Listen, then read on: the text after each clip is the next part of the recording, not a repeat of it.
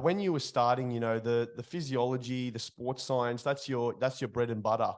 But I think what kind of separated you apart from a lot of the other coaches at the time was that ability to galvanize your team, get people to listen to you, take notice. And I think that's something that you've kind of reiterated throughout a lot of your resources that I've read through, and kind of the podcasts I've listened to, is that's kind of what a lot of people know you for, is your ability. And we'll talk about that when we get into your time over in Japan.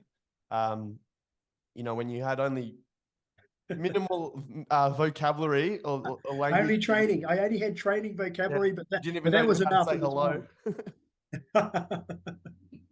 And yeah, so talk us back to, obviously, everyone who knows the Seagulls, whether they know your name, I think they would recognize you in that fluoro orange vest running out behind the boys on the field there. Take us back to the late 2000s. Obviously, probably we could refer to it as the one of the golden eras for the Seagulls, that decade there, which you were fortunate enough to be a part of. Take us back to that time.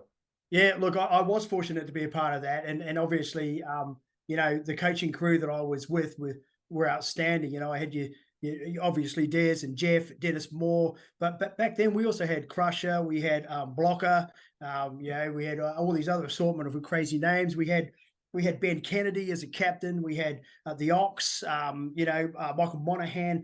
Then out there running the ball, we had Kaidi, we had Joe Nulliver, we had the Stewart brothers, and we had Matty Ballard, Mr. Good Looking, Mr. Too Good Looking, actually, and he's doing fantastic now, as we always expected about him to go far in coaching, and there he is at the Broncos right now, leading the way.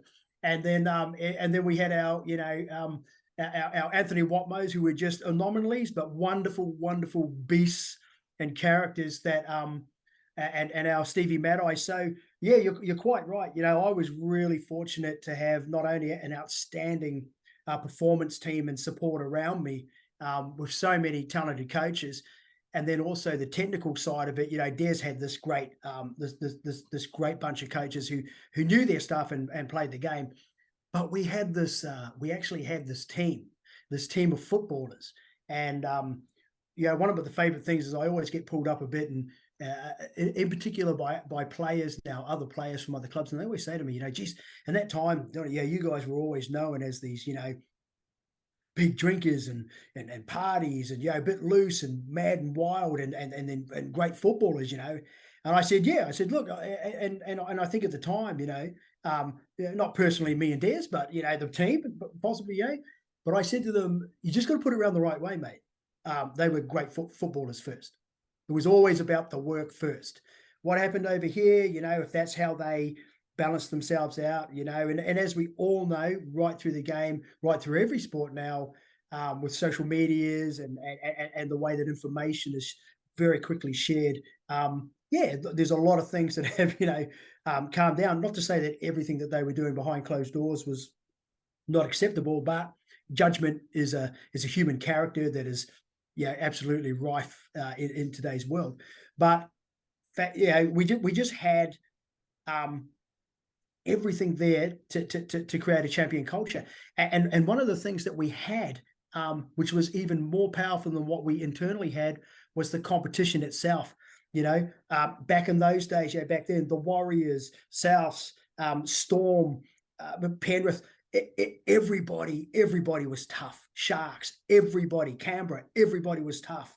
And that entire competition, right through that decade, we had to bash each other to take the spoils of the day. And I think a lot of people sometimes look at teams, great teams, and they look at the errors that they have. And rightfully, and I love it. The bulk of the 2000s belonged to Storm and belonged to us. However, every other team in that comp could have snatched at any time, right from the Tigers and teams that are struggling now, right through. And I think that's something, when people look back on their teams, and how great they were, what were they fighting against? What was coming up every week? Because that's what makes the competition. So as much as I like to say, we did good things and came away with great results, we were men amongst men.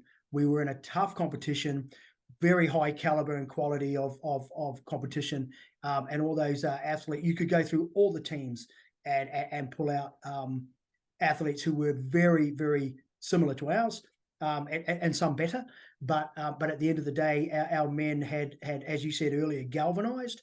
Our coaching crew had galvanized. When you came to us, you joined a culture. We didn't talk about culture too much because we had a culture.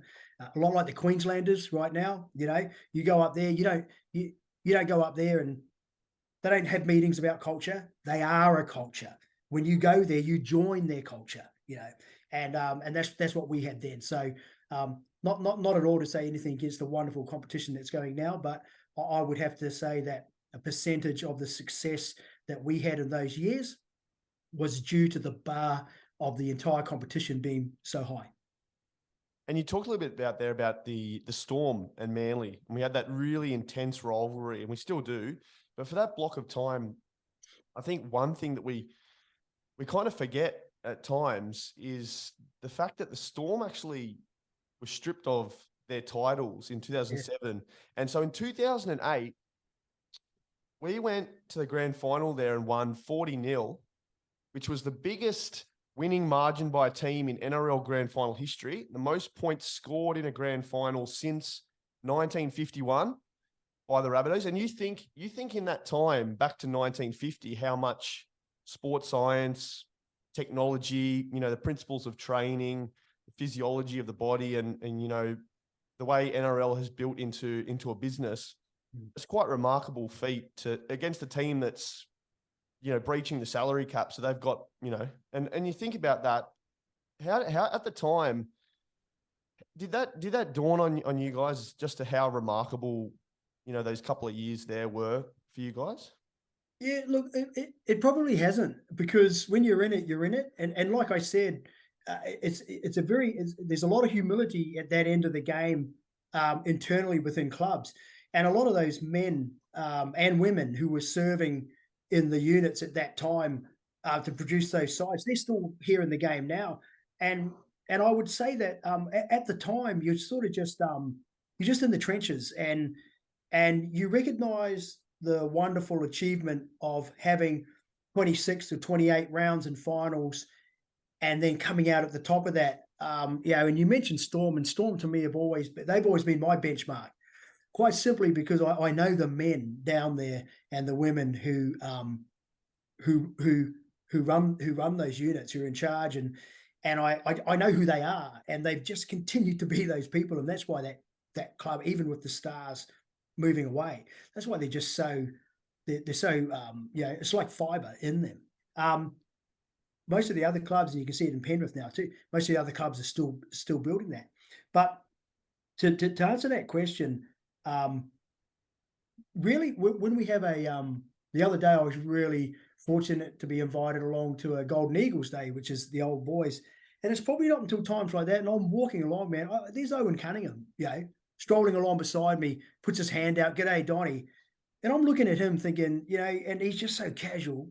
And yet that's Owen Cunningham, And I've got Spud, and I've got all these champions all walking around me, just being part. And I suppose that's when you say to yourself, you were part of 4 grand finals, and you were part of 2 premiership wins, and then it dawns on you. But the score never does, because we were smiled upon by the gods, and those guys really worked hard.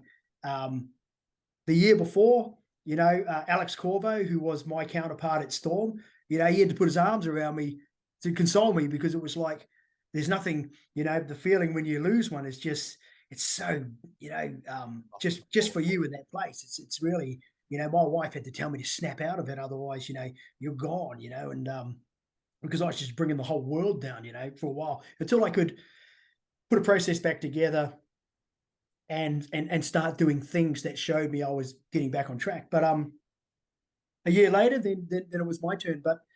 But so you remember the win, but I don't know if many guys remember the score. I know the fans do. Yeah. I remember sitting on the bus. I was at the game on the way home. 40-0. 40-0. I came home, lost my voice. That was And we're just like we got it. Yeah, we won it. We Yeah. won it. I honestly don't think you'll ever hear a player say anything about 40-0. Yeah. But it's the real honor, especially against a competition like that. That's what we remember the most, is the win. Same with the Warriors. Yeah.